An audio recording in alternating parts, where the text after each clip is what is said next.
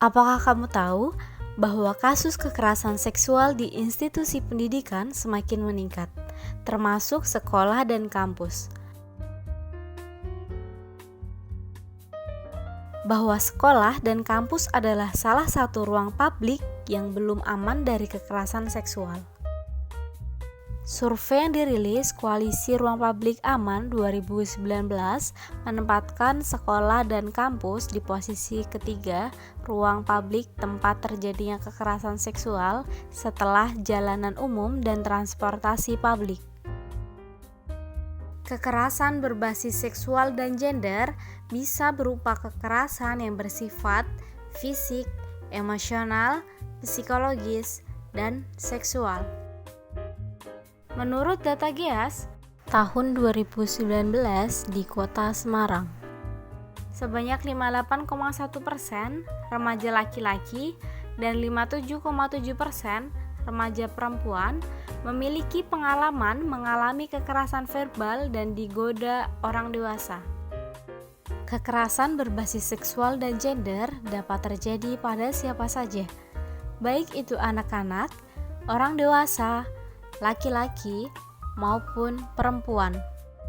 Sementara itu, Komisi Perlindungan Anak Indonesia atau KPAI menyebutkan ada 123 anak yang menjadi korban kekerasan seksual di sebuah institusi pendidikan yang seharusnya menjadi tempat yang aman dan nyaman malah berisi ancaman keselamatan. Kekerasan seksual bisa menimpa siapapun dan dilakukan oleh siapapun, baik yang tidak kenal maupun yang dikenal. Kekerasan berbasis seksual dan gender merupakan sebuah masalah yang kompleks dan tidak dapat diselesaikan oleh satu orang saja. Berikut adalah langkah-langkah yang bisa kita lakukan untuk menghentikan kekerasan berbasis seksual dan gender. 1. Katakan tidak kepada segala bentuk kekerasan. Sekecil apapun kekerasan tidak untuk ditoleransi, mulai dari kekerasan verbal maupun kekerasan fisik, apalagi kekerasan seksual. Semua harus dihentikan. 2. Mintalah bantuan kepada orang dewasa, seperti orang tua dan guru, apabila kita mengetahui mengenai kekerasan berbasis seksual dan gender yang terjadi. 3. Jangan pernah menertawakan atau mengolok-olok teman yang terlihat berbeda secara penampilan. 4. Jangan menyalahkan diri sendiri atau merasa dirimu tidak layak. Kekerasan seksual sepenuhnya merupakan kesalahan pelaku. Beranikan dirimu untuk berbicara kepada orang yang kamu percayai. Kekerasan berbasis seksual dan gender juga bisa terjadi di ranah online dan rentan dialami oleh kita-kita yang berusia 15-20 tahun yang kebanyakan adalah pengguna aktif media sosial.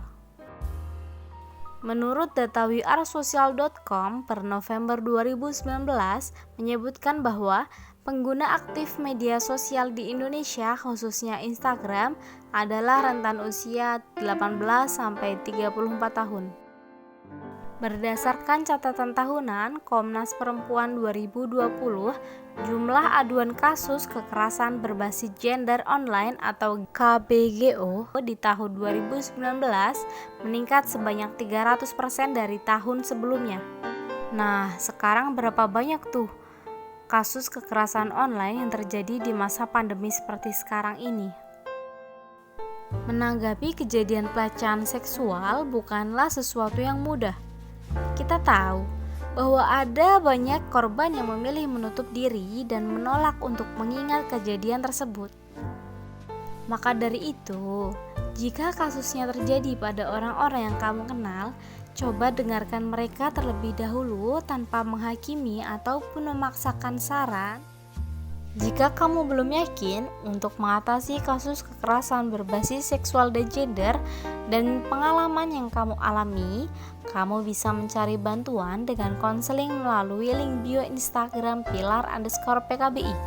Bisa juga melalui WhatsApp ke 0822 4268 9694 atau bisa langsung datang ke kantor Pilar PKPI yang ada di Jalan Jembawan Raya nomor 8 Kalibanteng, Semarang Barat. Jadi, yuk mulai dari sekarang sayangi dirimu dan orang-orang di sekitarmu untuk terhindar dari kekerasan berbasis seksual dan gender.